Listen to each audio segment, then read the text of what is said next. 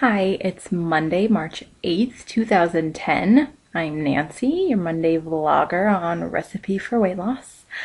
And this week's topic is kind of a difficult topic, at least for me, to talk about. And it is how did we become overweight? How did we get to where we are? What happened in our past, in our childhood? So for me, I grew up in a family of six, my parents and four children. So I was like a normal sized kid.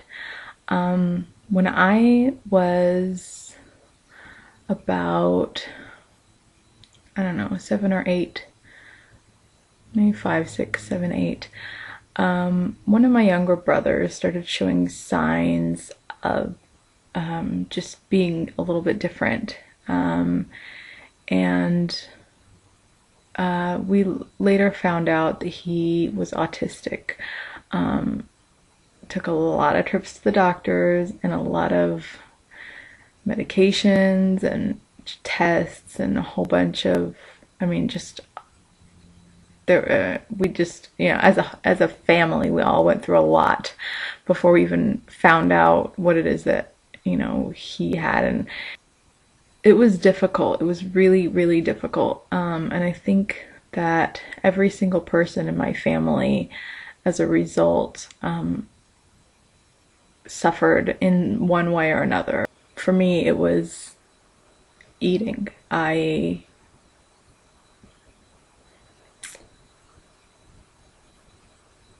learned how to find comfort in food because things were happening around me that I couldn't control, and I needed to find something that made me feel happy. It was really hard, not just to know that he was different than others, but because it was just hard. There were times when he would wake up in the middle of the night and walk out the door. When he was like 6 or 7 or something, in his pajamas, barefooted, and this is in Seattle, so it could have been rainy or whatever. So outside, barefooted, and we would get a policeman would come knocking on the door. I never went to friends' houses because I would always tell them I have to take care of my brother. And I didn't really have a social life outside of school. I had to learn how to be. It's kind of interesting because in some ways I had to learn how to become an adult quickly because I had to care for somebody else. But in other ways, I never learned how to be an adult. For example, I was never taught by my parents how to, be clean and organized and stuff like that. I had to learn that on my own because they just didn't have the time. They were so focused on my brother and his problems that everyone else's problems were kind of secondary, including their own. And so that was a big reason, huge contribution to why I am overweight. Another thing is just getting just comments from kids, things that, stick with you for a long time, even though the person who was saying it maybe didn't even know what they were talking about, or, whatever, they didn't think of the consequences of what they were saying.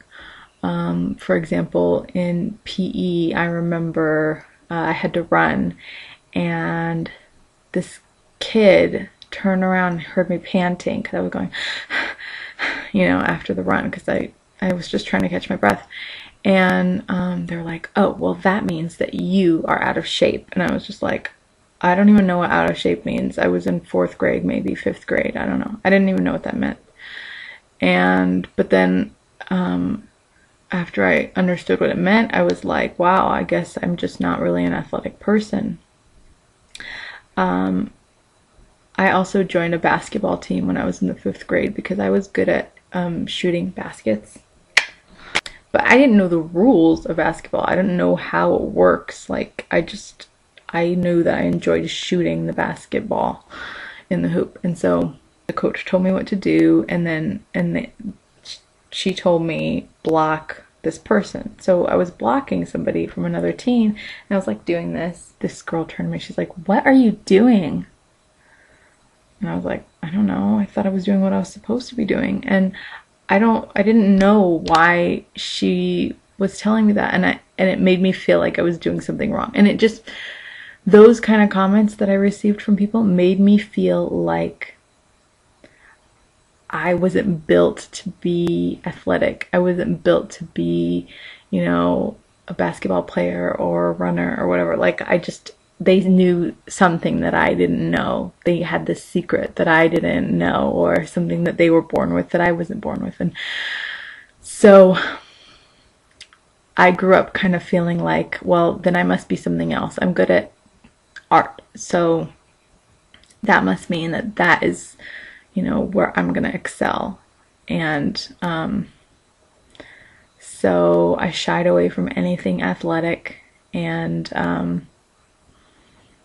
now that I'm older, I look back at those things and I use those as tools to kind of help me understand myself and understand what went wrong in the past.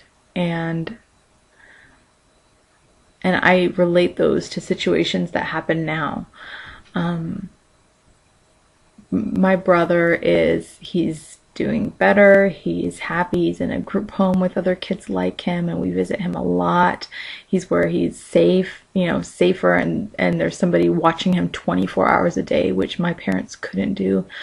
And I'm just so grateful. He's just such a blessing in my life, and I'm so thankful for him. And I know that I have grown as a person because of being his sister. And I know that taking care of him when I was younger helped me to become a better mom now.